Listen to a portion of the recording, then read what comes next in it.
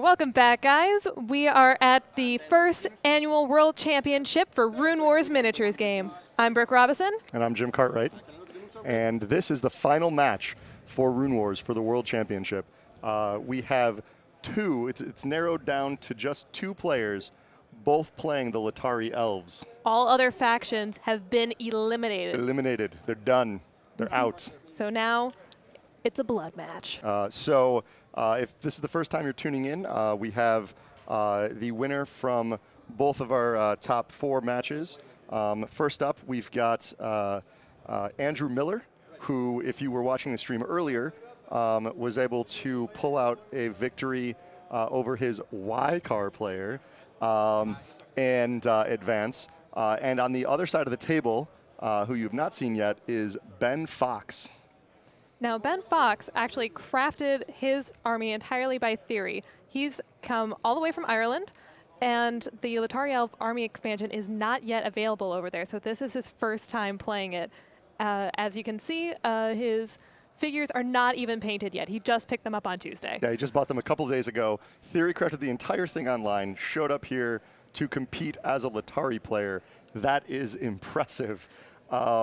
It looks like his list consists of, we've got 5 Scion units, as well as a Deepwood Archer unit of just the two trays, and then running both heroes, both Aliana and Megan Sinduin, with a couple of upgrades.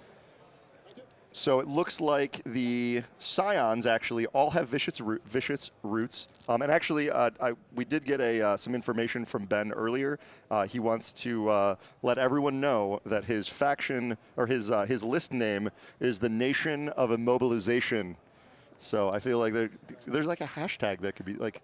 Indeed. So his goal is very clear. He is going to try to hold all of his enemies in place and then just wipe them out, which is actually going to be very helpful going up against Latari, whose key strength for most of their units is their mobility. Absolutely. Yeah, that is a great mirror match upgrade to have to really kind of lock in his opponent's units and keep them from getting into the position they need to be. So in addition to those 4 Scion units with 5 Scion units, all with vicious roots. Also 2 Deepwood Archer units. We've got the 2 heroes with their upgrades. So Aliana has, surprise to nobody, this will be on both sides, Ambush Predator. So Ambush Predator allows Aliana to basically get into melee combat without being able to be targeted. So once she's in melee and uses it and that does an attack, she loses Ambush Predator. But it keeps all of those pesky ranged units off of her and allows her to kind of maneuver without having to worry about that. In addition to that, Aliana will also be sporting Pack Leader's Spear. So this card can be exhausted during a melee attack in order to gain lethal 3. So adding 3 damage essentially to the results of any dice roll, which can really be vital if you're in a tight spot and the dice are not in your favor. Yeah, absolutely. And actually, the really interesting thing about Pack Leader's Spear is that if it's exhausted and the enemy unit that you're engaged with is destroyed, you get to ready the card for free. So it cannot be readied normally, so you won't be able to use instant tokens or rally action in order to bring it back. So it's only got that one use, but once you've destroyed whatever it is, it comes back for free, which is really neat. Mm-hmm. Which can come in really handy against some of the Amelin Scions. Absolutely. So in addition, Megan Sinduin is sporting just the 1 upgrade, the Arcane Mastery, which is exclusive to her. As a skill action, she can choose an enemy at range 1 to the unstable runes, so that can be up to potentially 4. And that enemy will receive a panic token. And then they choose another enemy at range 1 to natural runes, and then remove a boon from that enemy, and then choose an enemy at range 1 to stable runes, and that enemy receives a stun token. So really focusing in on shutting down your opponent's units. Right, and this is clearly going to be skills that Megan has gained in her travels across the realm to try to avenge the death of her mother. So she has traveled from shore to shore, mastering both martial skills and her link to the arcane, and now she can utilize all forms of energies that can appear in the battlefield. Absolutely. And Andrew Miller's list, in case you did not get a chance to check out the stream earlier, first of all, where were you? But also, that list consists of 2 Leonx Rider units, both at 6 full trays, both running Moment of Inspiration for the extra white eye on exhaust and Bull Pennon for the extra impact. So both of the Leonx Riders will be running in at impact 2. One of them, however, is being led by Megan Sinduin. So is this a case where you have 2 of these, we've got both heroes on both sides in some form. So who is the imposter? Is this what the battle's about? Yes, I believe it is. So the victors write history, so I suppose whoever the winner is the original. That is a good point. But we won't actually know. They could just be evil twins. They could be imposters from the Athuk. See, look at that. I tell you what, Brooke, you always manage to find a way. I can bring anything back to the Athuk. Like, that'll be my challenge for the rest of the game. You heard it here, folks. So it's going to be, everything will be about the Athuk Yulan. Hey, I said it right that time. Yeah. What you can look forward to from us is a lot of mispronunciation of words. Yep. Specifically, Waykar, Wykar, Yulan, and... I will definitely probably say pounce too many times. Yep. That will happen. We might ask for interesting moose names. That might happen as well. Those of you who were joining us earlier know what we're talking about. Unfortunately, Aliana's, her Leonx has been named. Oh, so we cannot do cool cat names. That's unfortunate. Yeah. But, I mean, we can throw out cat names. You can name your own Leonx, I suppose, if you're a Latari player. That's true. It doesn't have to necessarily be Aliana's. Speaking of which, Aliana is also running on her own in Andrew Miller's list, also with Ambush Predator. The difference being that Andrew's Aliana is going to be running Malkorn's Bequest. So after energy tokens are cast during setup and the end phase, you may recast 1 energy token with active or inactive unstable runes. Then you may exhaust this card to recast 1 energy token. So this is going to allow, from what we saw from Andrew Miller earlier, he is all about getting that extra oomph out of Megan Sinduin's ability on her card, because one of the Leonx Riders, as I mentioned earlier, is running the Megan Sinduin upgrade. So that gains, for each surge, every enemy at range, or each enemy at range 1 to unstable runes, so the defender suffers a damage per surge spent. And then also important in that is lethal to natural runes.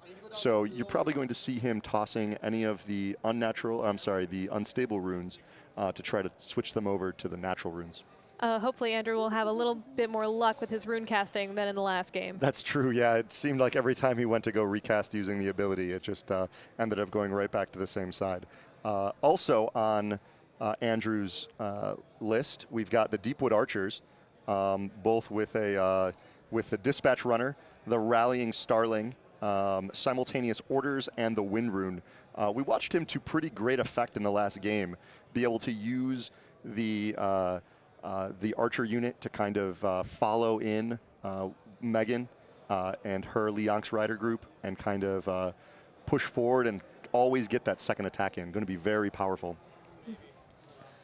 So our setup for this final game in the World Championship for Runewars Miniatures Game World Championship is going to be Hammer and Anvil.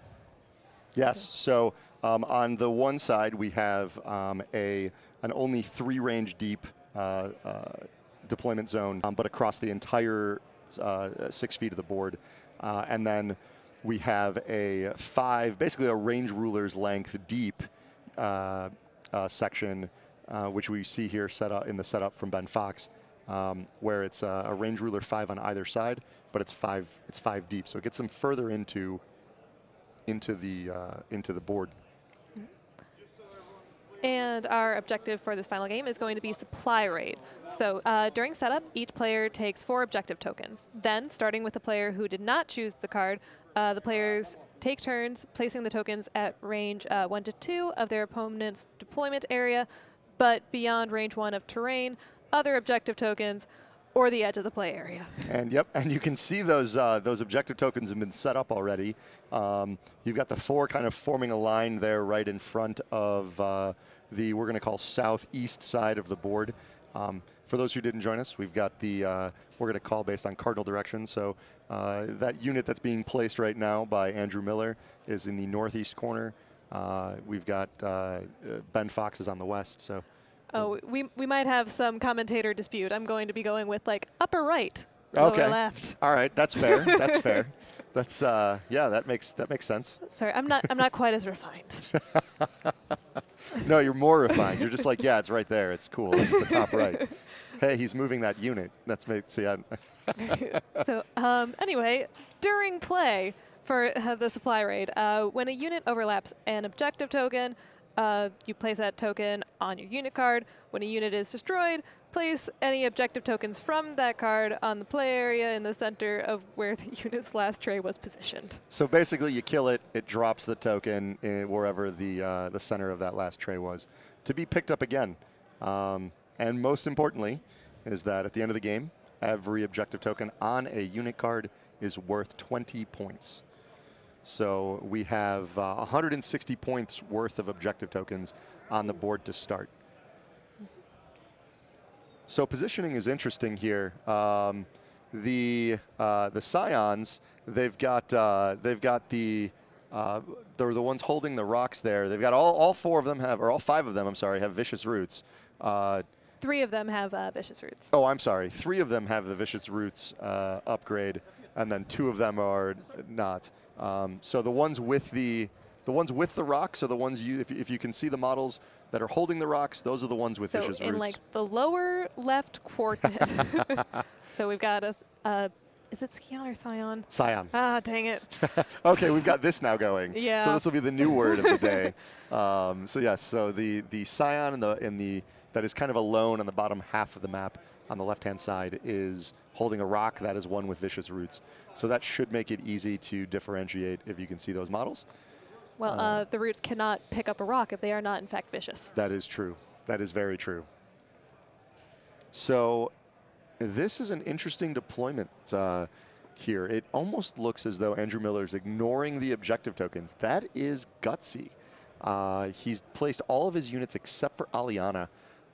Unless there's a potential that he uses Aliana to pick up all 4 of those. She is a unit that you want to get engaged late in the round, or late in the game, since her lethal X on her ambush predator is equal to whatever round we are in when she uses it. So last game we saw him use it at round 7, so that lethal 7 was crucial in taking down a final Y-car archer unit. So I would be interested to see if that's where he's going to place his Aliana, is down in that bottom right. Mm-hmm. And if he does send her away for much of the game, she can pick up all those objectives. The Scion does not stand a chance of matching her for speed. Yeah, absolutely not. On Ben Fox's side, it looks like he's got his Scions positioned as kind of a wall protecting those archer units as a kind of a. From what I understand, here's Andrew Miller dropping Aliana as we anticipated. We are not soothsayers, but we can pretend to be. We can pretend to be, yes. Yes, it was just as we thought it would be. We knew that he would place that there. No, we didn't. We just guessed. And well, don't give the game away already. Oh, right. Yes, I'm not supposed to say what happens, who wins until it actually does. My mistake. I mean, we know. We just can't say. Right. We just can't say. So no, we don't. Anything can happen in Runewars. And here at the Fantasy Flight Games World Championship. So the first cast, we've got 2 stable and 2 natural runes. This is an interesting spot. This gives Andrew Miller has the opportunity to use Megan's or the Malcorn's bequest to recast one of those. It looks like he's chosen not to. So he's going to keep it at 2 natural, 2 stable runes. But it's also going to be very helpful for Ben Fox because he's using a lot of the Scions whose defense is actually equal to 1 plus the number of stable energy runes in play. Yeah, absolutely. That is a really good point. That keeps them really healthy. Although in that first round, you always think, oh, I got the perfect runes for my army. Except that in the first round, you're not. I shouldn't say never, but you're rarely getting into engaged combat. But we'll see. But with the Latari, if it were going to happen early in the round, this would be the faction. Absolutely, absolutely. So, looks like all of Andrew Miller's dials are set. We do have quite a few more units from Ben Fox. He is running a total of, I believe, 9, if I'm counting that correctly. 1, 2, 3, yeah. Looks like 9 units, including both heroes. That's a really interesting combination. I don't think I've ever seen both of the Latari heroes by themselves before. But I mean, they're both strong, independent women who can hold their own. Absolutely, absolutely, yes. The Latari have drawn their strength from their. Are either of them a queen? Megan Sinduin is the leader of the Latari. Now, the court is not too fond of her, mainly because of her father and how he helped the Athuk, which was, very much not good. Not good. But, I mean, the king trusts her, and no matter what the nobles think of her, she will fight for her people. Absolutely. And yeah, and that's going to be interesting to see how a loose Megan Sinduin will kind of disrupt. Would you say that she's loose on a moose? And the moose jokes have begun already. Does this mean that we should already start our name Megan Sinduin moose on the channel? Or is it a little too early for that? It's a little too early. I'm really fond of Bob Joe Sox. Bob Joe Sox. Bob Joe Sox was the hands-down winner from our earlier stream. Hashtag Bob Joe Sox. So I guess from now on we will be referring to Megan Sinduin's moose as Bob Joe Sox. So for those of you at home, that's just a little bit of information for you. So you're not lost. So the winner of the World Championship, they have a very unique opportunity. Oh, sorry. Yeah, no, yeah, they absolutely do. I believe it is known as the best prize in gaming. Not only do you have the accolades showered upon you by all of the Runewars players around the world, especially the Latari ones, since that's what we're going to see as a Latari champion, but also you also get to sit down with members of the development team for Runewars and design your own card. Which is really, really cool. And maybe they would get to name that card Bob Joe Sox. Bob Joe Sox we are going to, you know what, you should make that suggestion to whoever wins.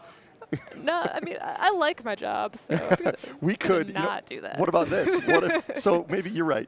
Maybe we can't be the ones who usher that in, but what if we reached out to the users on Twitch to start a campaign of hashtag winner, hashtag Bob Joe Sox?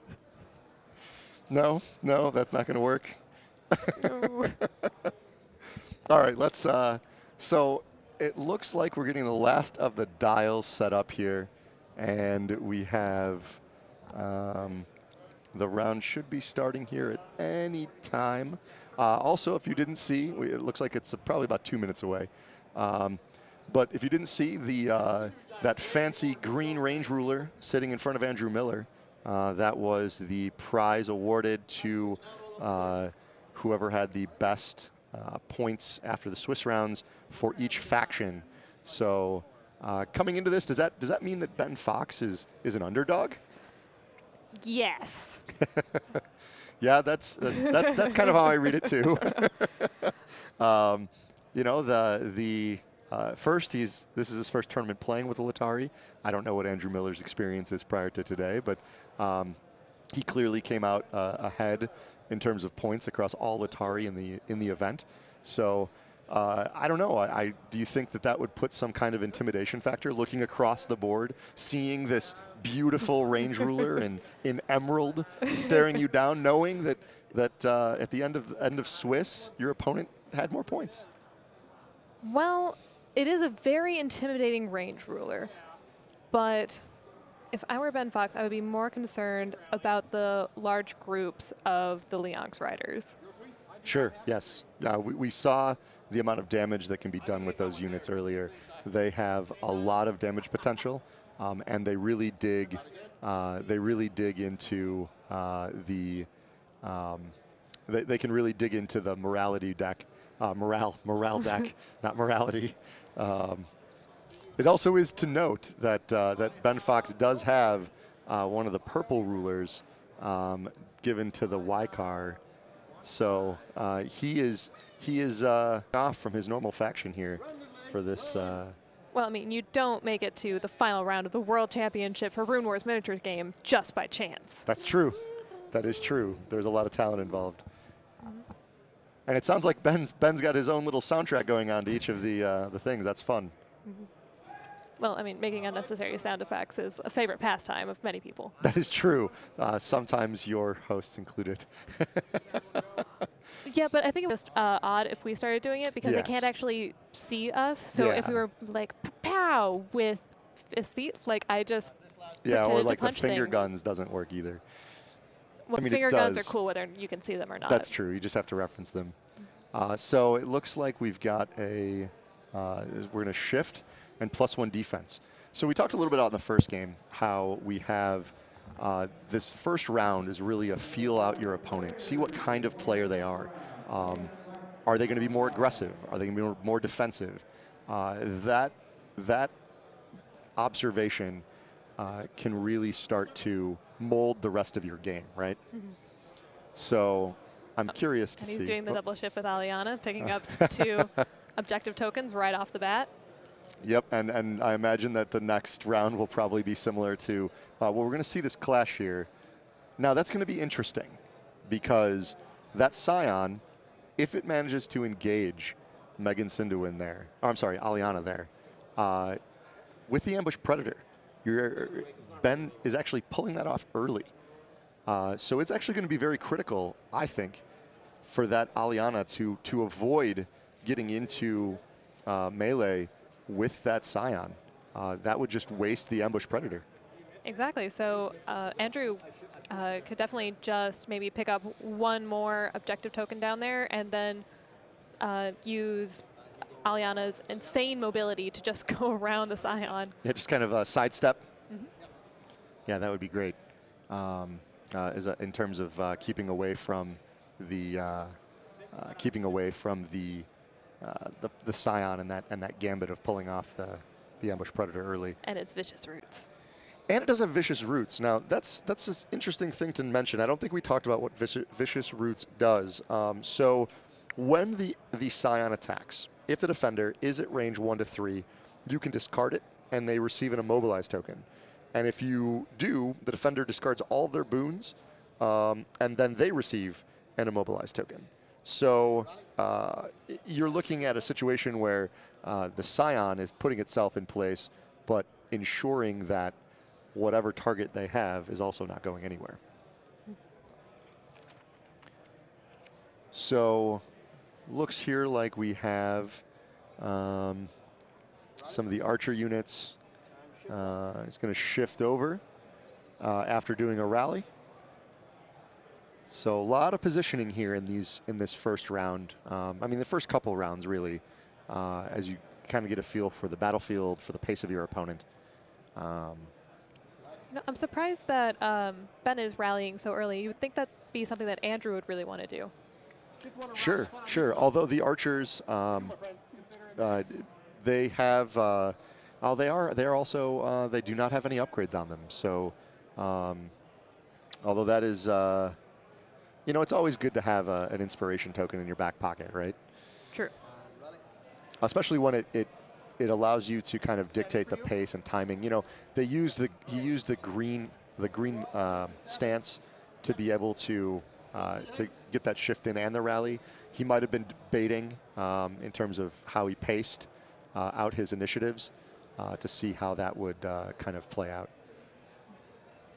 So it looks like Andrew really aggressive with that Megan Sinduin Leonx unit. Complete opposite of what we saw from him against the Ykar player. Perhaps his previous victory has given him a boost of confidence. Absolutely. Well, and I think it's smart, right? Because now he's engaged, even though he wasn't able to do the charge. He is going to get a panic token for that. So he used his 4 charge and then his modifier of 2 charge in order to engage that Scion. But the thing that's nice about that is that now he's engaged, and that Scion will and other Scions rooting him or using Immobilize there is not going to be quite as strong. So it seems like we're going to have an opposite type of game as to what we saw previously on the stream, where it was a lot of range attacks in the beginning, really feeling out your enemy, whereas this one is just getting in there right away. Yeah, I've really been unable to predict Andrew Miller over these last two streams. I feel almost like every time I say he's going to do something, he does the absolute opposite, which is good for him. I mean, again, he's the one there, not me. So his mind being an enigma is probably better. So we've got the morale test happening here. Oh, no, I'm sorry. This is, he's looking at, so Ben has requested to take a look at the opposing, one of the units. Looks like it's Aliana. So, no, that can't be right. Looks like it, with four upgrades on that, that has to be the Deepwood Archers. Yeah, that makes the most sense. Just wanted to make sure that he has down all of those little nuances of simultaneous orders and rallying Starling, combined with the dispatch runner and Wind Rune. Yeah. But it seems like Wind Rune is just a favorite pairing of all Atari players with the Deepwood Archers. Absolutely. It gives them such incredible mobility to get where they need to be. In the case of Andrew Miller, it gets them in position to be able to pull this attack off, where he is using now his dispatch runner to use, to basically order Megan Sinduin's Leonx riders to attack that Scion. So we have 3 hits. Oh, he's re-rolling into that. This is that aggressive play from Andrew Miller in terms of digging deep for a lot of the morale cards. And we saw his aggressive re-roll strategies in the last game as well. It often worked to his favor. It did. It absolutely did. Yeah, more times than not, I believe he rolled into what he needed. So he's looking at, he's got 4 damage or 4 hits showing. He's going to re-roll this, try to get, nope, he runs into the same result, which is still okay. To do 3 damage to everybody within 1 of him. So spending those 3 surges, which is probably what he was digging for, it gives, it allows him to use the Megan Sinduin's upgrade card ability, which for each surge that he spends, each enemy at range 1 to unstable ruins, which is going to stay at 1, basically at 0, suffers a damage per surge spent. So minimum on that is a 1. So this is going to do that 3 damage because he's spending 3 surges to everything. 6 damage from the charge. So, and with that, each of those Scions is going to take a wound, since right now they're sitting at 3 defense. And so that was the first action there. With so simultaneous orders allows him to perform a second action, skill ability action, and he's going to use Rallying Starling, and he's getting rid of some of the panic. So that was a very strong turn, using that combination we saw to great effect in the last match, of using the archers to kind of just push forward another unit. So that's the end of the round. We're going to recast our runes here for round 2. Be curious to see how Ben Fox responds. So we have a lot of unstable energy runes. That's going to be great for Megan Sinduin. Let's see here. But not so great for the Scions? Scions, yep. Yeah, all right, You got it. Scions, who only have the 1 stable energy. So that's going to lower their defense from the last round down to 2. And it looks like it doesn't look like Andrew Miller has decided to recast those. So he's not digging deeper into basically getting his the four unstables means that when Megan Sinduin does her surge toss, right, what we just saw happen against that first Scion, it's every enemy unit at range 1 to 4 then suffers that damage. So, and since she's in the middle of the fray right there, that's the best place for her to be. Absolutely, and it is something to note that it does not include, it does not require line of sight. So each enemy at range 1, 2, in this case 4, would suffer 1 damage per surge spent. So it could be behind her, sides, does not matter. That is an important distinction to note. Mm-hmm. So he's really going to want to have her attack as early as possible. Yep. So she's with the Leonx Riders, yes? She is, yes. So that'll be at initiative 4.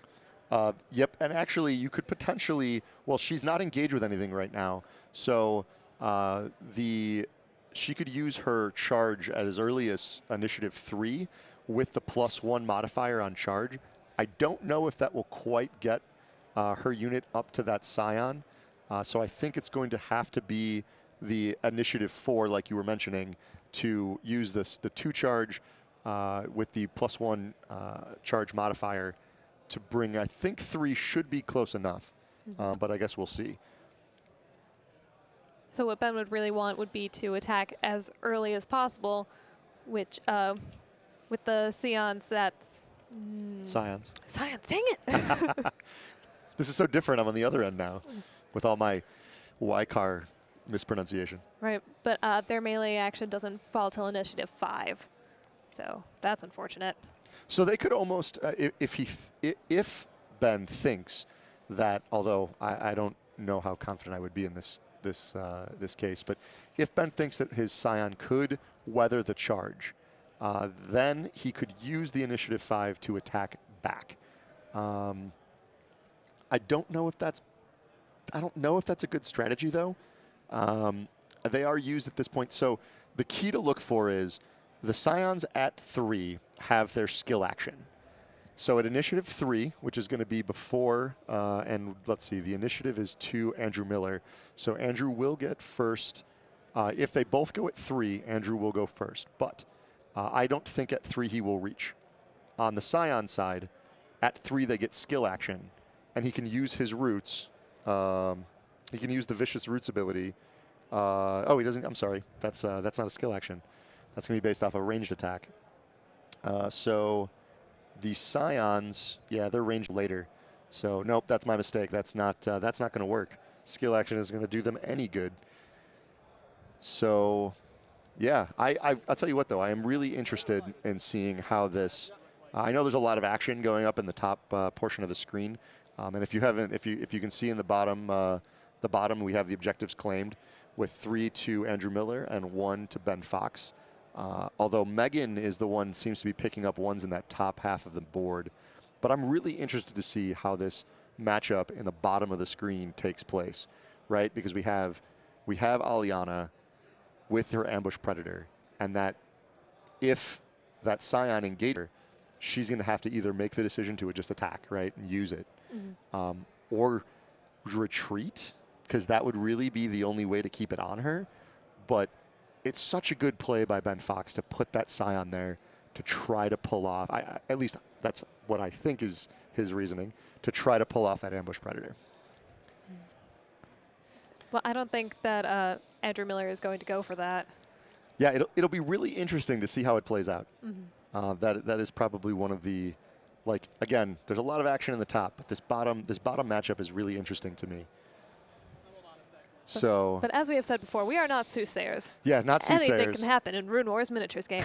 And also not playing, we are ourselves not playing at Worlds, so only take our advice with or our predictions with a grain of salt. Maybe a couple grains. Okay, a couple grains. Like a good teaspoon, maybe a tablespoon. A tablespoon of salt. That's quite a bit of salt. Yeah.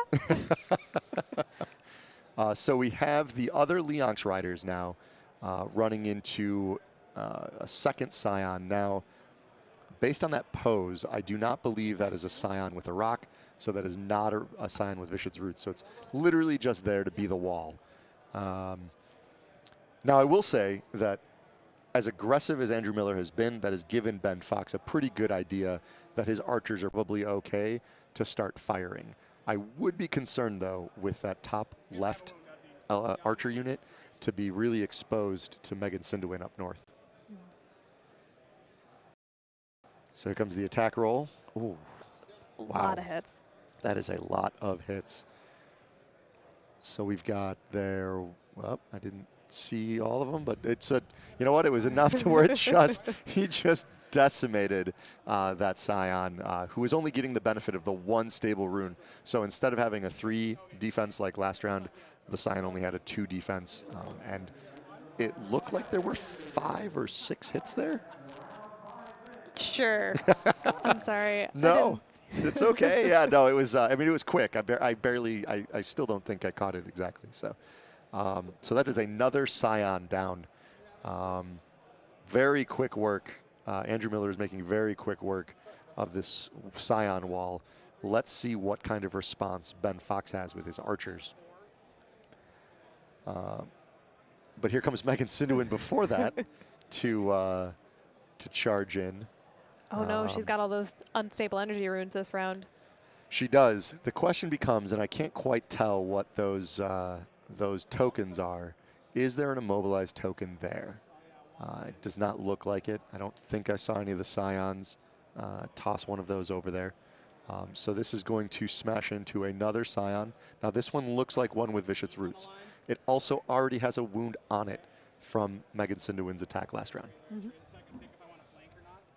So this round, she can essentially just release a magic bomb and just yeah, that's essentially everybody. That's essentially what's going to happen. Yeah, the archers, the Scions, everything out there. I think everything except for that southern or bottom Scion is going to take damage from Megan's attack. And keep in mind that Andrew can actually use that ability twice this round. Once on this attack, and if he doesn't kill the Scion, he can use the archers to use Dispatch Runner and make her do it again. I would almost not want to kill the Scion because you're at this point putting up so much AoE damage that it would be more beneficial to not kill the Scion you're engaged with so that you can use the archers to use the Dispatch Runner and do it again and then have that explosion go off and hope for a bunch of surges. So we're looking at what kind of range. So, okay, so he's going to go after this. Yeah, he can choose which way to square up. He's choosing to engage or to square up towards the camera, and then stopping basically when we get to the terrain. So it does look like there's a panic and a stun token on Megan Sinduin, which allows for when that's spent, it ignores the modifier. So interesting that Ben Fox decided not to use that when this was revealed. It doesn't look like it was a charge, though, now that I'm looking at the dial. So that was actually a smart move. Not sure if Andrew thought he could bait it out, but that doesn't really work because your opponent gets to see the dial before spending the stun. Mm-hmm.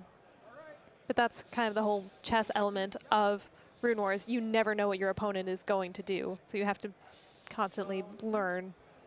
Absolutely, yeah. I mean, it's every moment in the game is learning about your opponent, right? It's not just about what's happening on the field, but what you think they're trying to do, and stopping it. Mm-hmm. So it looks like we have. So this is going to be ambush, along with the pack leader spear being exhausted. So that pack leader spear is exhausted for lethal 3, so that's going to add an additional 3 damage to the attack after the roll. Ambush Predator is going to only add the 2 lethal 2 to that. So the total of the attack is going to be a lethal 5, and then that Ambush Predator is going to go away. So here comes the attack roll. And it looks like we've got, so there's 1 miss, 2 hits, a surge, and a morale. Definitely going to put some rerolls in there, yep. Being conservative, I've seen some players try to reroll those reds into doubles, but Including Andrew Miller. including Andrew Miller. So he gets an extra hit out of that, and it looks like the double surge. So he's going to use that surge, the unique surge, to add a damage. Also adds a Mortal Strike just in general. That's Aliana's ability. So it's going to be 3 hits, so 3 damage plus the 5, so 8. 9 if you so 8 hits. And then the Mortal Strike, or 8 damage in the Mortal Strike. So that's going to take out 4 Leonx Riders, and actually 5 because the Mortal Strike should take out the last one. Yep, there it is, being removed. So a huge hit by Aliana on that Leonx Rider. That was almost half the unit. Mm-hmm. So a little bit later on in the stream, we are going to be doing another giveaway. So make sure you're paying attention to all the news coming through here.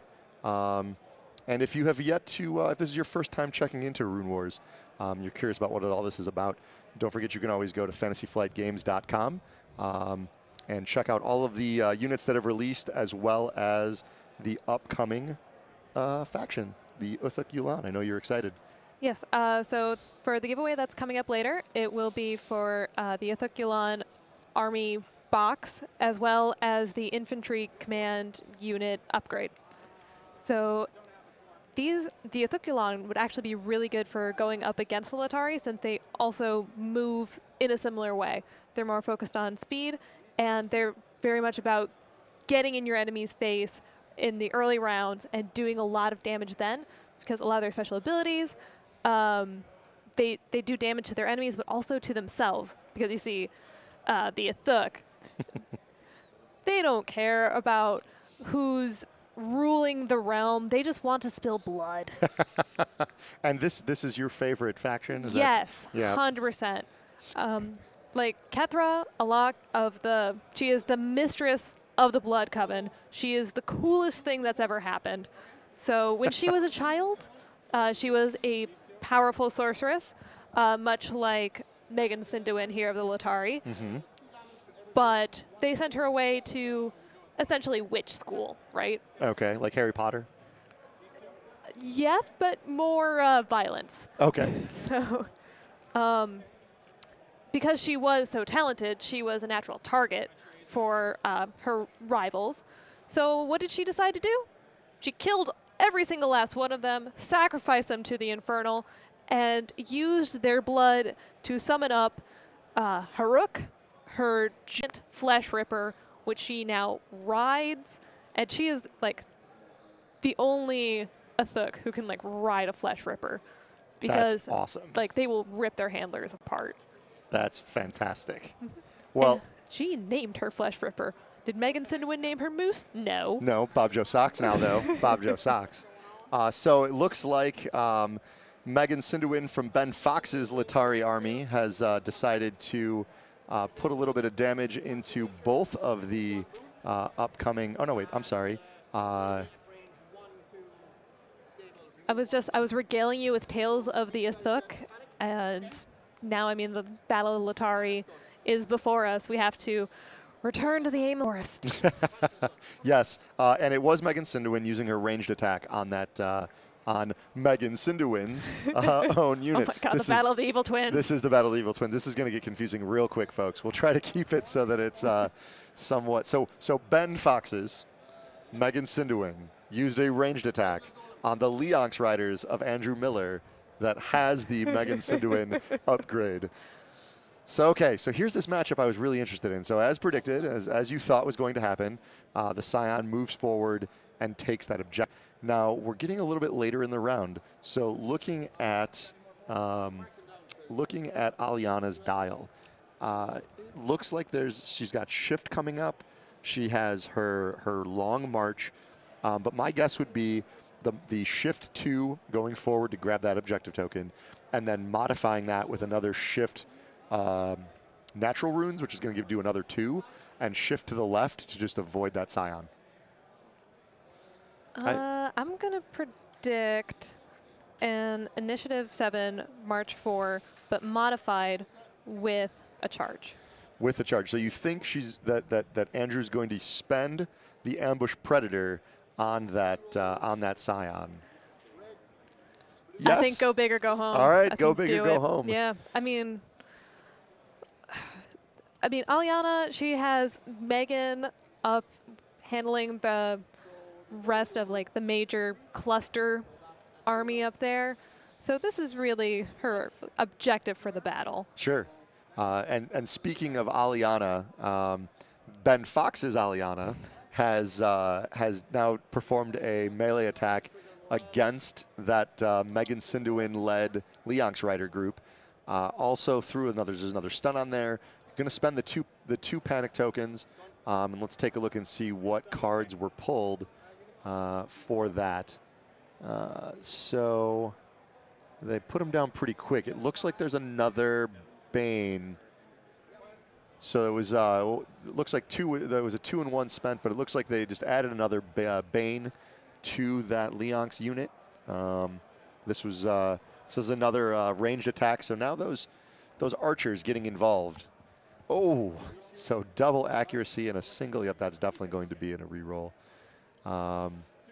So 2, and they are 2. Yep, so it'll be 4 damage there. Fair, yeah. It's starting to whittle down that Leonx Rider, right? Like the Scions did their jobs. They put that wall up and said, you're not touching our archers, and now we're going to poke holes in you.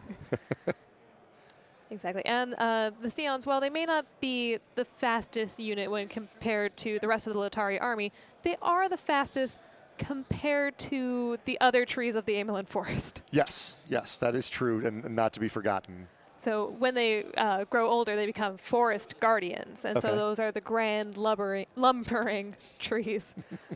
Whereas the Scions, like when the Latari actually have to go to battle and they need some, big high-power siege units, they will sing songs of growth and awakening to these trees to wake up the youngins and then send them out with all their, youthful energy and vicious roots. That's awesome.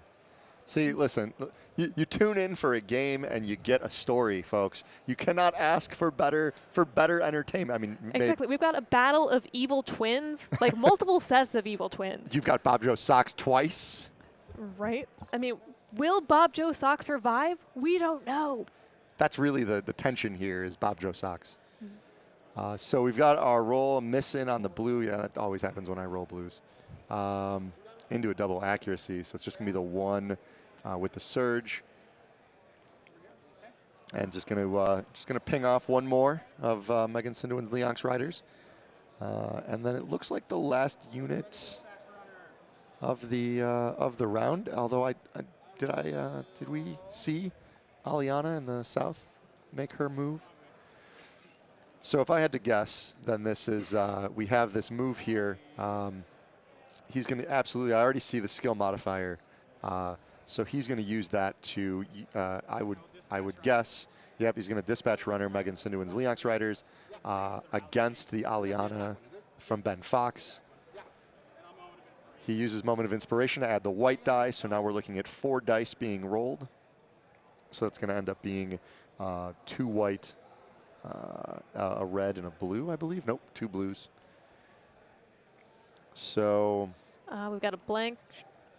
Let's see here. So Andrew will often re-roll when, even if it would be safe to stay. So we see a couple hits, but he might re-roll them anyway. So yep, he's taking that blue hit, re-rolling it anyway. Good call. Gets the hit back. The accuracy doesn't do a whole lot of good against a standing hero, but it is the 3 hits. 6 damage total with the two threat, but then yes, this is where Megan Sinduin's other ability just comes in. So he's just going to spread. He's going to spend the surge and do a damage to the archers. Fortunate for Ben Fox, those Scions have at least in this round are at a 2 defense. So with only rolling the single surge, which is why he rolled double, which is why Andrew re-rolled both the blues, was trying to dig for those surges. It's only going to take out one of the archers from those trays. Not quite as effective as he would have hoped. So if you were confronted with your evil twin, what would you do to defeat them? Well, but what if I'm the evil twin? Bum, bum, bum. Hashtag evil twin. No, I need to stop doing that. Hey, you're the one throwing out hashtags. It's true, here. just willy-nilly, You're just throwing them out. Giving them away like candy. At the end of this, they're not going to be worth anything. Hashtags will be useless, worthless. Hashtag worthless hashtag. Hashtag worthless hashtag. Yes. So there's some discussion here. We've got a judge in. I think they're talking about. I think Aliana was eliminated in that attack. I can't see her unit. So that's Megan Sinduin back in the very back. But yeah, it looks. I'm sorry. That is Aliana. What is she? So that is interesting. So he's going to shift and then engage. You called it. Booyah! Yes. Yep. I am the soothsayer. You are the suits.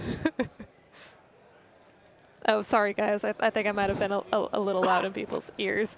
So I was excited. Yeah, no, absolutely. You absolutely called that. Now, by running into the Scion, Aliana's going to get an automatic immobilized token. Her attack, though, is good enough to just wipe the Scion out. So that objective token that the Scion picked up this turn is going to drop, and we have that token there. So the immobilized token basically means that the next time that Aliana reveals any kind of movement action, it can be canceled by Ben spending that token. So here comes the reach for the runes at the end of round 2. We've got 2 natural, 2 unstable, 1 stable. At this point, I don't know if recasting it. Well, at 4, if he doesn't recast this, I'd be really surprised. Recasting that blank. Actually, I bet you that card's actually exhausted. So he's probably not going to be able to use. He's not going to be able to use his Malkorn's Bequest to just recast that. It has to be on the. It has to be on the side with the actual unstable runes. So they're setting their dials here. What do you expect to see? I expect to see more carnage. More carnage. Well, that's probably a given. More carnage is definitely coming. Well, the Scions were probably. Ben Fox was probably hoping for as many stable energy runes as possible. He only got the 1 again. Let's see here. Megan only has 2 unstable energy runes for when she releases her magic explosion. Yep. But she's also in a really good position for that. There's still a lot of units, enemy units around her. Yeah, the one thing I will note that's so much different in this game than in the previous one, right? We saw Andrew Miller play a very defensive game in the top 4. He held back. He played the long game. In this, he has been so aggressive. I don't know if he's taken Ben Fox by surprise. He's taken me by surprise. I didn't quite expect this much aggression. Maybe he's just listening to his martial leaders. Megan and Aliana are upset that people are taking on their visage, and they just want to take out those evil twins. Yeah, that makes sense. That absolutely makes sense. Or they are the evil twins, and then they can't have the good twins reveal who they actually are. Right, exactly. Like myself. I mean, yes. Dun, dun, dun. Wait, we already used that gag. Doesn't play well the second time. Oh, come on. How many times did you say pounce in the last game? Oh, I know. I've missed my pounces this game. So we have Megan Sinduin's Leox Riders are going to pounce. No, it into doesn't battle. work No, now. no, that was a half-hearted attempt. It is more worthless than a worthless hashtag. That's pretty worthless. That is pretty worthless. So I would expect here, I mean, the archers are kind of holding their own. That upper Leonx unit is almost done. So it looks like the archers, if they can take down that other Leonx unit this round, and then it looks like they've got Aliana. Ben Fox has Aliana primed to kind of hit that the sides of those archers and try to get them stopped from using their. I mean, they're not going to be able to be stopped from using their dispatch runner, but at least start whittling down that unit. That's one of the things that that didn't happen in the last game, right? Those archers with dispatch runner and Starling, the rallying Starling, they never were touched the whole game. Mm-hmm. So it'll be curious to see how Andrew Miller deals with a threat like Aliana in the face of those archers. Right, but after losing that last Sion, I panic every time I hit that word now. I'll bet that Ben Fox is wishing that he had a necromancer to bring back some of his units. Yes, but remember, the Latari don't use that kind of magic, right? They can't do that. You're right. See, you're becoming the new lore master. No. I'm just standing in your shadow, learning a little bit. Like these smaller scions, and under the shadow of the larger ones. Yes. Bring it back around. So it looks like we've got almost all the dials set. It's that Megan Sinduin that seems to be giving Andrew Miller a little bit of problems. He's really contemplating this one.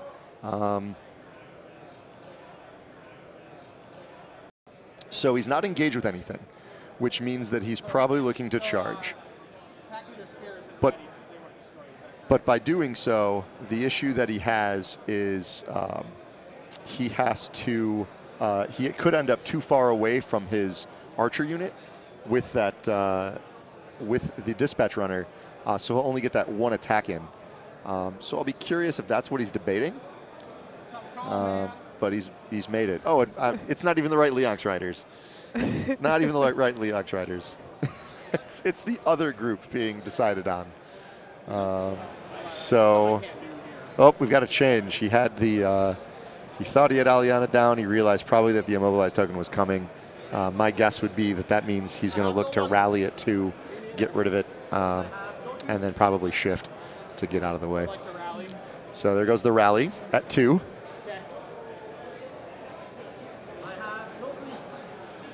So he rallies away the immobilization. Not sure. Oh, it would have been a blue. He wouldn't have been able to actually use that. So here come the archers, as you would probably imagine, coming forward to at least get closer to the action. Interestingly, though, they are not going to be able to really do anything with that skill action. I mean, they'll be able to do the rallying Starlings, so that has the potential to clear out a Bane or ready an upgrade card. I imagine that one of the stuns or the immobilize. Oh, you know what? We were talking earlier that immobilize was not under my in my radar. So it looks like, yeah, we'll see. So he's using the rallying Starling. Where's he using it on? He's going to remove the immobilize from the smaller Leonx unit. I have another action still. And then he has to choose now. This is probably going to be his wind rune, since he can't really use his dispatch runner.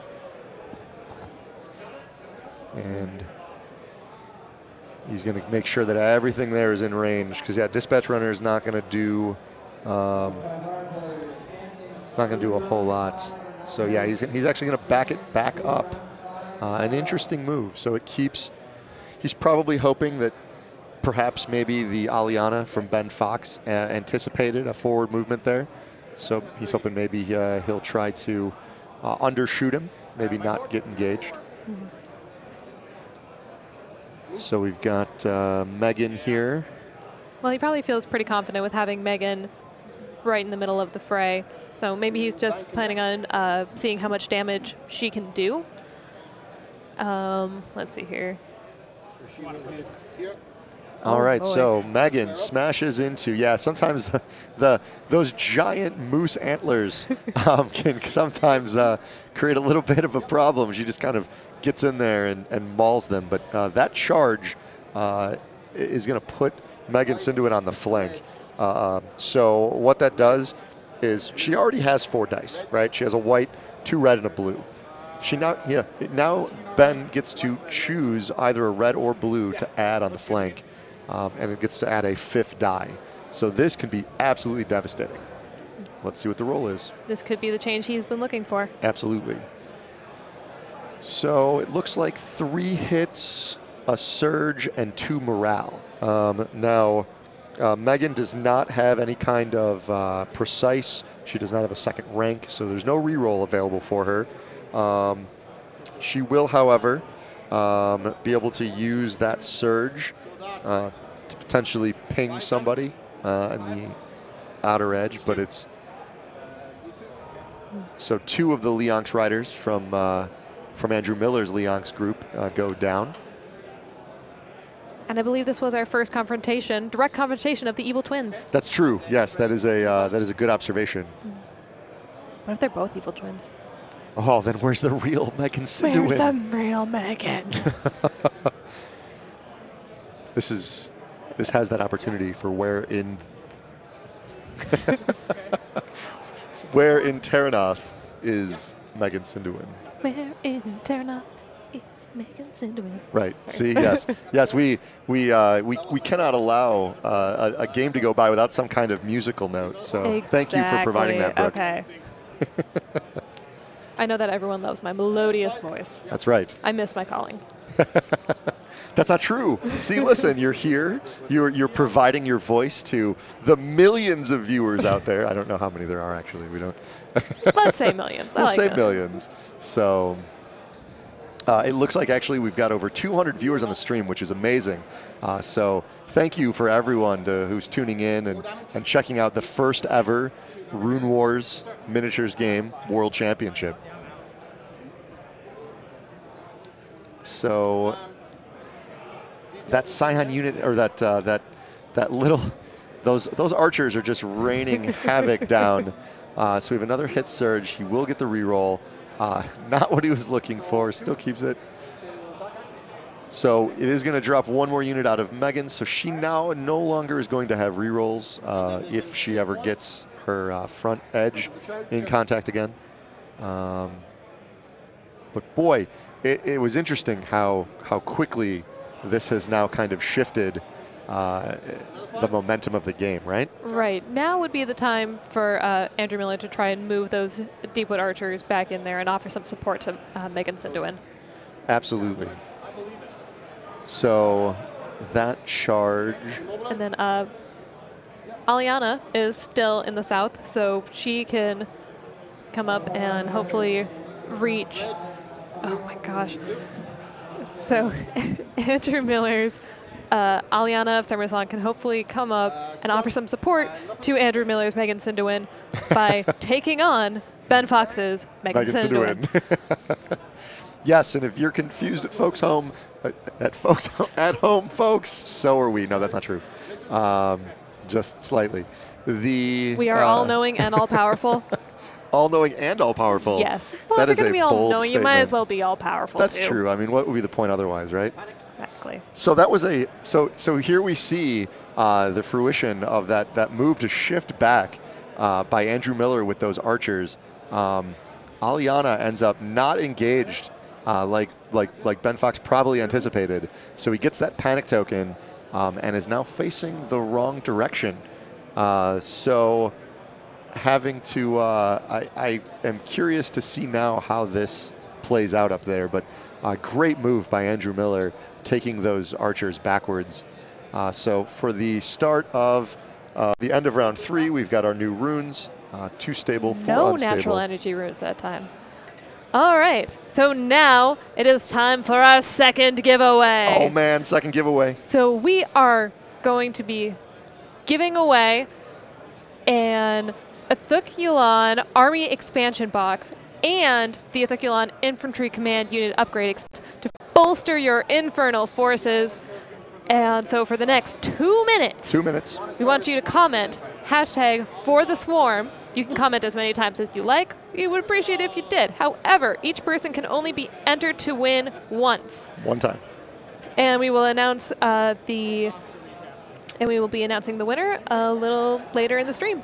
Yes. Now, Brooke, we talked about this last time. I believe we needed to get a different vibe with that hashtag. It has to be #ForTheSwarm. Oh my gosh. I believe I pulled out a very, very bad Bane impression last time. I can try that again if you would like. Yes. Yes, I think everyone at home would like that too. Okay, gotta adjust the microphone. For the swarm. Yeah, see, that's perfect. That's perfect right there. That's what we're talking about. And I hope you guys like that because that will never be happening again. Until the next time it does. Until the next time it does. Right, exactly. I mean, that's true, right? Either way. Technically, we're both right. I was born in the darkness. All right, so we have, looks like there's some measurements going on. This is, when you start getting into round 4, this becomes a really kind of pivotal series of rounds. A lot of these decisions on dials are very important. The nuance of the game really starts to take form here in these middle rounds. So I'm curious to see what each of these competitors are going to do to adjust to the changing battlefield. Right, we've already had a very active set of early rounds. I mean, a lot of units have been swept off the board. Yeah. It has been bloody. You were not wrong when you said that it would be more death and destruction. I believe the term I chose was carnage. Carnage. Thank you very much. Carnage. My apologies. My apologies. See, I'm speaking as a girl who loves the Ithuk. I love bloodshed. I love violence. I mean, I love the idea of, like, cutting out someone's lungs and putting them on their back, breaking their jobs and making them a shrieker. I am terrified. If anyone at home is watching this, I don't know if I'll make it off the stream, but it'll be entertaining up to that point anyway, maybe even through that point.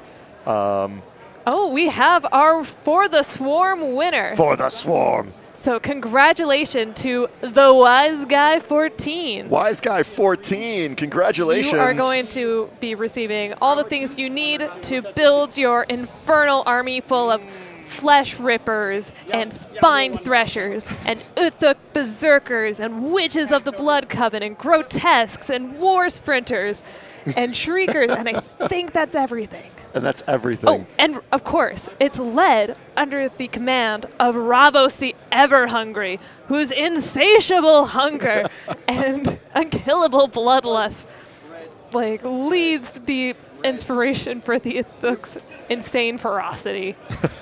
So Wise Guy 14, you'll be joining Brooke on the crusade of the Uthuk Yulan. Yes. Congratulations.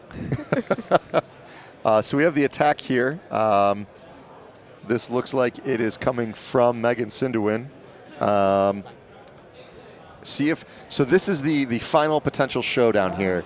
The battle that will determine who is the real sister. Who is Megan Sinduin?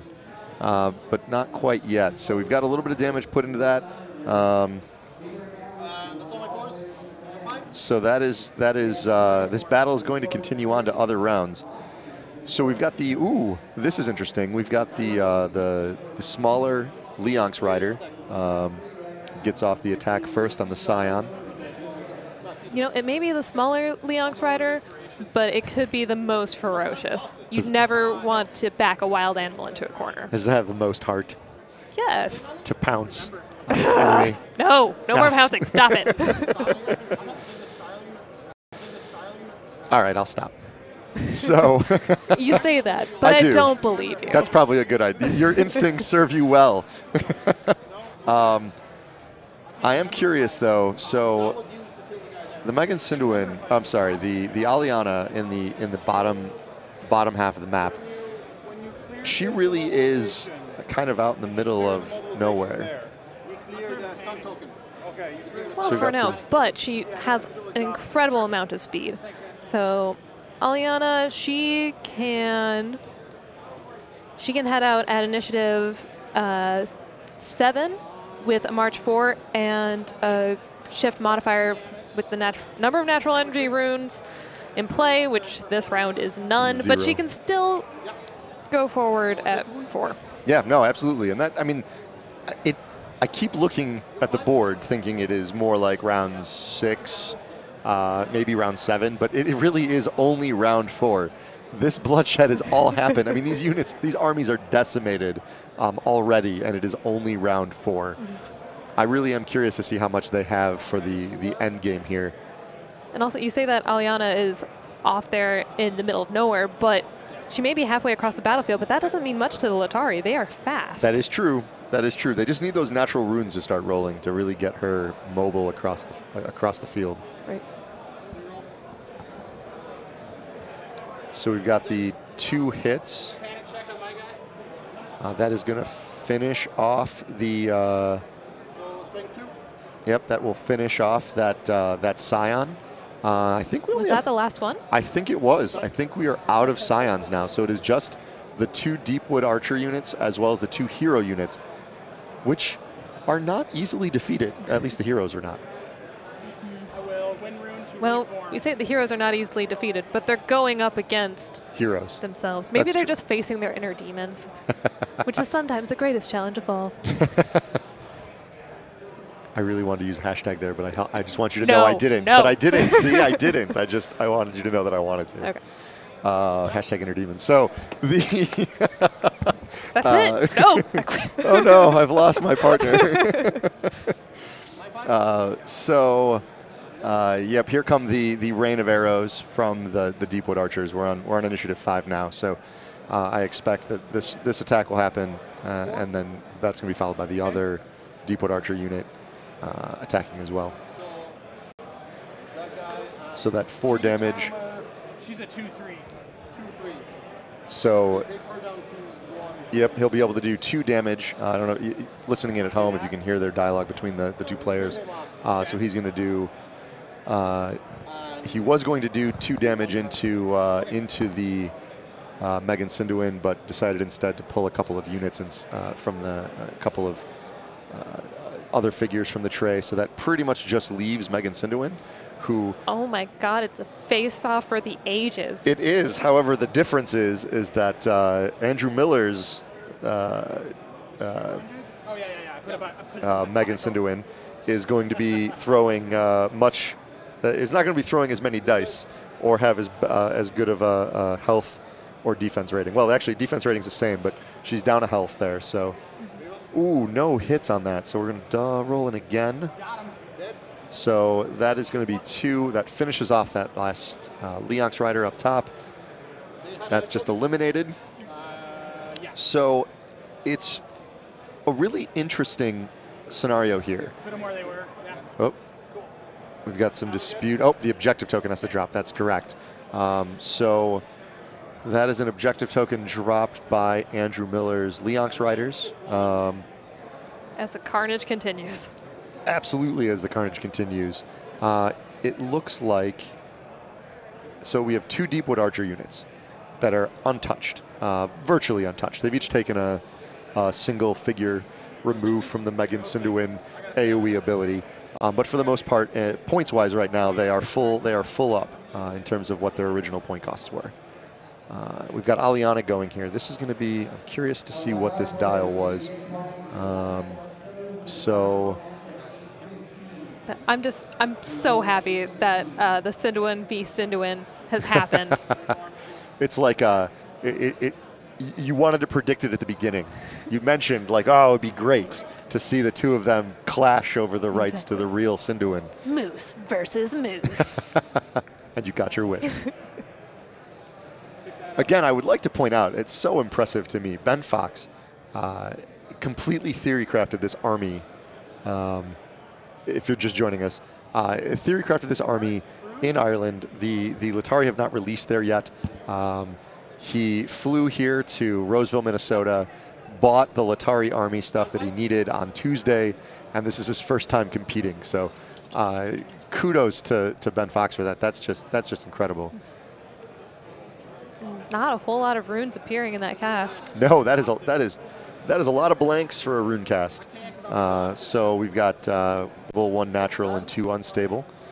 I don't know how much Megan's. I mean, the Megan Sinduin ability. You might try to pull. Here's the problem, and I think this is why we haven't seen Andrew Miller retoss runes, right? Is because every time he does anything that makes his Megan Sinduin good or improves her ability to do things, you're also giving that exact same. You're giving that exact same benefit over to Ben Fox. Right. So I think he's just been. Oh, and as he likes to do. You see, Andrew is unpredictable. He is a maverick. I swear he has he's listening in on the stream and he's like, well, let me do what he says not to do. Whatever that gym guy says, I'm going to do the opposite because he has no idea. He must have heard that you like the Deccan and didn't agree with that. Wow, that hurts deep. You didn't have to go there. So yes, this was being the first World Championship for Rune Wars. We had 3 factions represented: the Latari Elves, which will end up being the World Champion faction. As well as the humans, the Deccan, the Baronry of the Deccan, and of course the undead armies of Wykar the Undying. So hey, I pronounced it right this time. Oh yeah, sorry guys. I gave him a thumbs up, and I've realized now you guys couldn't see that. Yeah, no, the thumbs up, hey finger guys, guns. Listen to these finger guns. So now. Here's really the saddest moment, though, about the Megan Sinduin on Megan Sinduin attack, right? Bob Joe Sox is going to go down in one way or another, right? Like, yeah. Can we say that Bob Joe Sox is you can't have an evil Bob Joe Sox, right? Like, that's just not possible. Okay, so we have a good moose name. Do we need an evil moose name? Oh, that's brilliant. Should I let you do another hashtag? I think we should have to have another evil, yes, hashtag evil moose name. Hashtag evil moose name. So everyone listening in on the stream, we're going to need another moose name, an evil moose name for Bob Joe Sox's evil twin. So let him fly. So if it's Bob Joe Sox, maybe just Joe Bob Sox? Oh, don't help him. Sox Joe Bob. Sox Joe Bob. All right, we'll see what they come up with. So somehow I feel like our viewers are going to be more creative than me. I don't know, but probably. I mean, I'm expecting greatness. I mean, they are this is the audience that tuned in to the Rune Wars Miniatures Game World Championship. They appreciate poor jokes. Poor jokes, lots of bad hashtags. Definitely some of... 2 commentators on the edge of madness. The edge of madness, indeed. Yes! Oh my god. Oh, I have to vote for the top one person. Oh, no, there's some good ones. Oh my gosh, no. Okay, so our top 4, we've got Bojack Mooseman. Bojack Mooseman is fantastic. Fantastic. Bob Joel Left Sock. Bob No Socks. Bob A moose no with socks. no socks, no. That's just madness. That's awful. And then last but certainly not least, Danger Moose. Danger Moose. I have to go with Danger Moose. Danger Moose is amazing. So, although, no, it's so tough. What do you think? What do you think? I like Bojack Mooseman. Bojack Mooseman. All right, all right. So let's get, we'll get back to the end of the game here. So we've got an attack coming through here. So this will be, this is going to be Megan Sinduin. This is the twin fight we've been waiting for. All right, so 2 blanks there. Yeah, that's not going to do any good, but the... 2 hits, 3 searches. Ben? and it's going to be the surges are really what's kind of important there, because you've got the range 2. Although, is there anything left at range 2 that can take advantage of? There's not.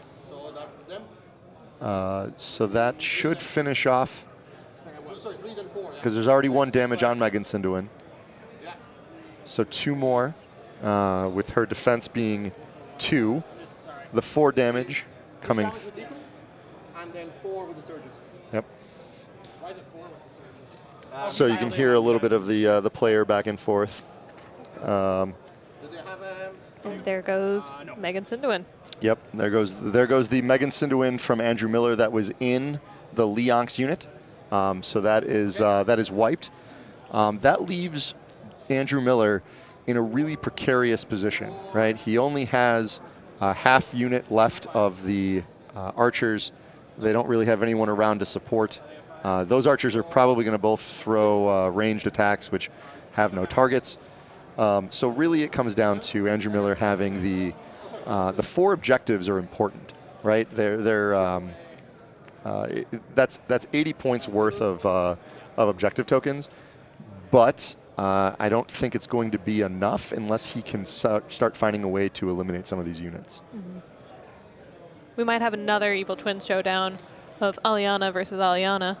It looks like Andrew Miller's Aliana is going for that Megan Sinduin, which, if you think about it from a points perspective, right? Megan Sinduin is 36 points. It's probably one of the most expensive units on the board. On top of that, Arcane Mastery, not too much extra, so 38 points for that Megan Sinduin. So if Andrew Miller's Aliana can take out that Megan Sinduin, that's a huge chunk of points dropped in. And at this point, these are the kind of attacks or long shot attacks that are going to kind of have to be taken. But he doesn't have an Ambush Predator anymore, does he? No, he does not. That was pulled off by the Scion. I was really surprised that that he ended up using that march to get in there and use that up. So not a ranged attack out of this. So he anticipated being able to wipe out that Leonx unit, and now is just making sure that he has position to be able to grab that dropped objective token there. Yep. And they're going to come up just short, it looks like. But that easily gives them the ability to pick that up next turn. So we are ending 5. The runes are going to be recast here. So we'll get those dice out of the way. Board's starting to look pretty bare. It is looking very, very bare. It looks pretty solid right now for Ben Fox. But I think that we've seen in the past, you cannot count out Andrew Miller. So we've got just the 1 stable rune, the 2 unstable and 2 natural. So that's going to, I don't think that at this point that really benefits anyone in particular too much. It will help Ben Fox's Megan Sinduin a bit. That's true. Although the range, there's not a whole lot of. I mean, it gets the extra lethal, so that's going to be key against Aliana. Aliana does have, so it's going to be interesting to see which one engages first. So let's look at their dials. So Aliana comes in with what looks like Initiative 3 if we're moving. Yep, at 3 is the earliest move that she can make, whereas it's the same. It's only a March 2, but that's all she needs. Yeah, absolutely. Either one of them, I think, can engage the other. Oh, I'm sorry. Megan Sinduin is actually facing the wrong direction, so she would not be able to just make a charge in. So she would actually probably want to. So you know that Aliana can come in at 2 or at 3. So. But doesn't matter because Megan can't perform a reform action until initiative 4. Yeah, in fact, it can't move until 3, and Andrew Miller has the initiative here. So he would have first opportunity to act at 3, which would put Aliana into the flank of Megan Sinduin. That's actually really interesting because there's not a whole lot that Ben Fox can do to stop that. No, but what he can do is try to move that one unit of archers into a better position to offer Megan Sinduin some support against Aliana. Absolutely. Yeah, no, if you can start laying in cover fire and just pinging away at Aliana's health, that could go a long way. Now, she does have 3 health, she does have 3 armor, and you're only 2 wide. So you're going to need double digits. You're going to need both of your dice to roll damage when those Deepwood archers are going to need double damage in order to actually do anything against that charging Aliana. So it looks like Ben is taking a little bit of time with shifting his weight on his feet. He knows that this is like the vital moment. Well, I think what it is, he's looking here at I would guess Megan's dial and realizing, right, that there's just kind of what we just talked about. There's not a whole lot. He's willing a lower initiative to appear. Yeah, right, yes. Now maybe here's maybe what I would do in this situation. You know you're going to get charged. So as long as you survive, that means you'll have your action opportunity at initiative 4. And even though you're fighting from the flank, you still get the attack. You have your melee attack at 4, and Megan does roll 4 dice for her melee attack. And you can then dial in the surge needed to automatically throw one of those surges in there. So it'll be very interesting to see if that's the same kind of thought that came to Ben Fox. But we don't know, because anything can happen in Runewars. That's right. So looks like we've got the dials. Yep, and here we go. So just as we had talked about, this is going to be the charge from Aliana into Megan Sinduin's flank. Impact 2. It's going to be the impact 2 that's going to add 2 panic tokens to Megan. And then Andrew's going to be able to choose a red or a blue die to add to the red, white, and blue that she normally has. And here's the attack roll. She is 2/4 protected 1. So yep, if in case you might have been able to hear that, she has a 2 defense, she has 4 health. Protected 1 means that after all the damage is rolled, she's protected stable runes. So right now stable runes showing 1, so she's going to be protected 1, removes 1 damage after all of the damage has been calculated through hits. So Andrew Miller is facing a reroll choice here. Likes to be aggressive with these. It looks like he's debating. So at 2 hits from Aliana, 2 hits. Now you have an automatic mortal strike. So two mortal strikes are going in. So that brings 2 damage down already. That extra damage there is 3. He was really hoping, I think, for the double. So it's 3 damage, which gets through only 1. He really needed that red to roll into a double. 1, 2, 3, 4 in the pool. So 4 damage. Yep, down 4 damage in the pool, down by 1 with the protected, so 3. So the 2 mortal strikes plus the damage brings it to 3. Keeps Megan Sinduin alive. So it becomes so we're checking here now. Looks like for range, or I'm sorry, for line of sight from those archers. Yep, that's it. And No panic check.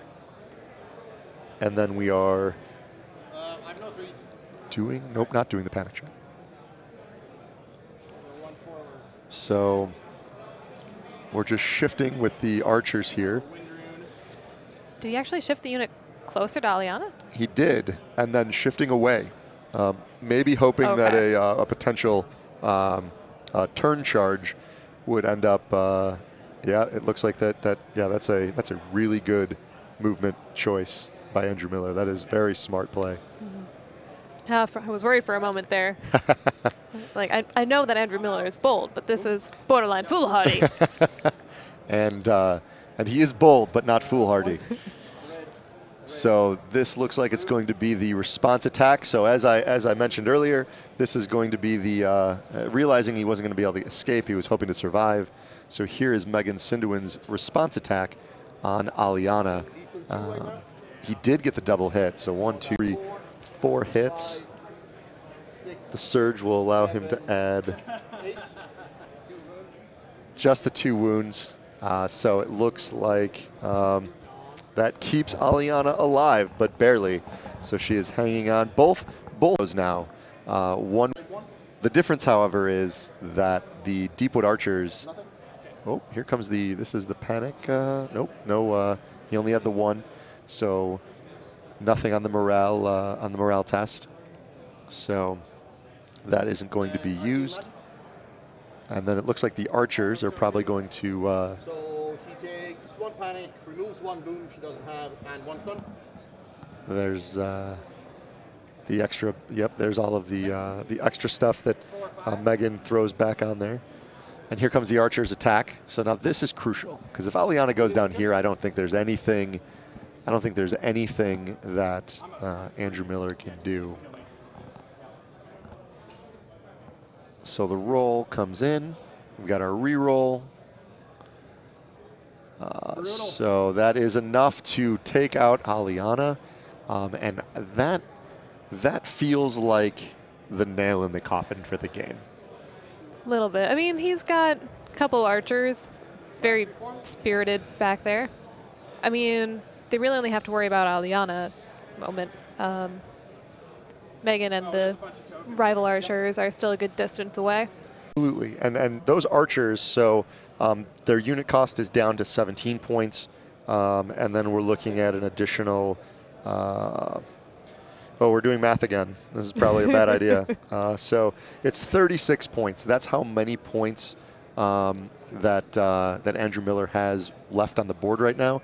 It was especially painful because when Aliana went down, she dropped all 4 of those objective tokens.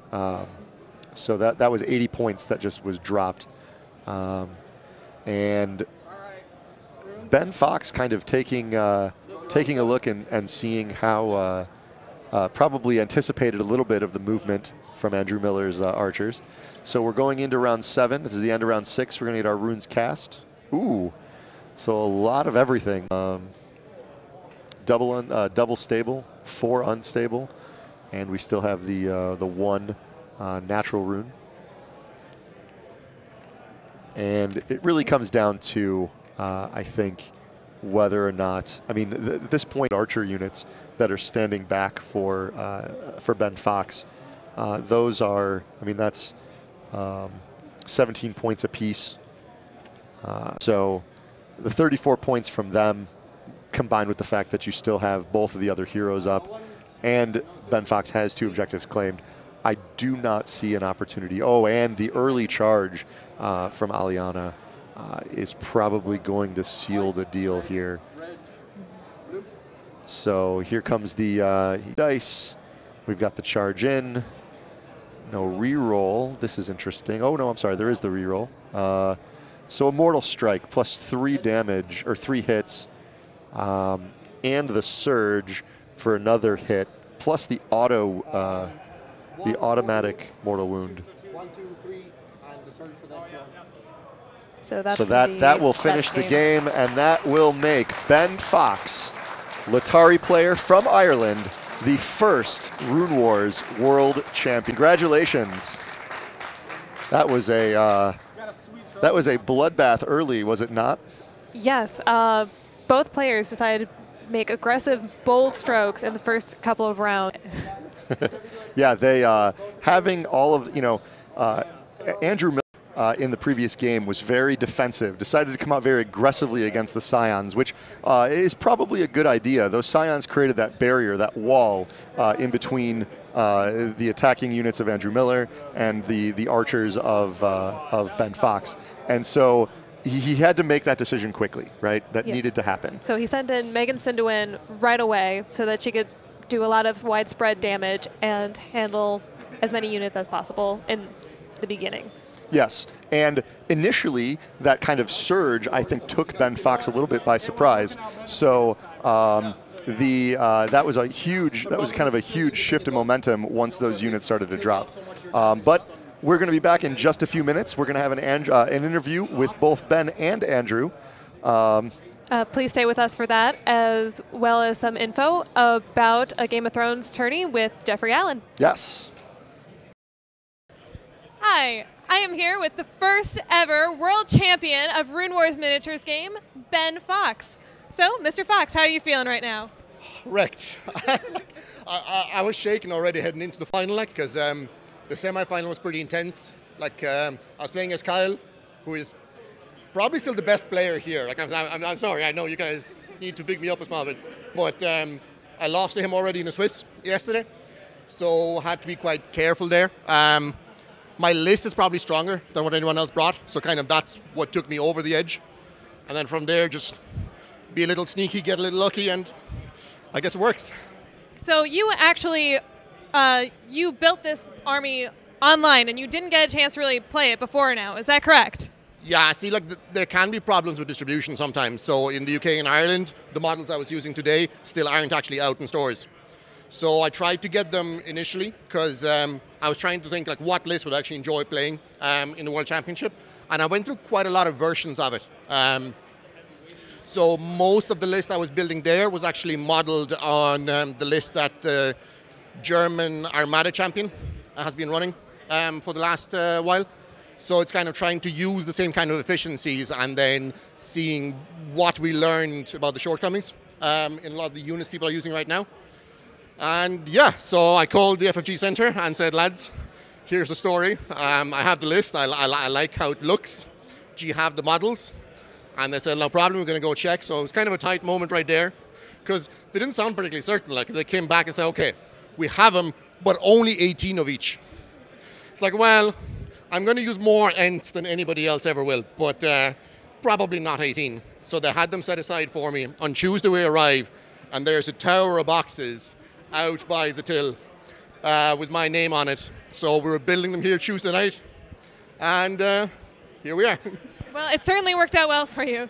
So what can you tell us about the game that we just saw? Well, for us it was a rematch because we already played in the Swiss yesterday.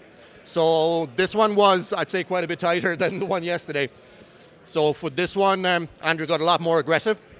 So he came barreling at me with everything to try and maximize damage, try and push my units off the board. But the list still did what it did, what it does. It's designed to effectively minimize the damage application any units can build. So his units are all massive, terrifying, absolutely destroy anything I put out there. But the thing they destroy is 14 points. It's a speed bump on the road to happiness, and from there, my force has the projection ability, so everybody unleashes hell, and it worked. It's actually kind of funny because for a list that is built around Vicious Roots, this is the first game in which Vicious Roots was not activated. Now, admittedly, that's partially on me because I forgot, but yeah, in the end, it seems to have worked. So,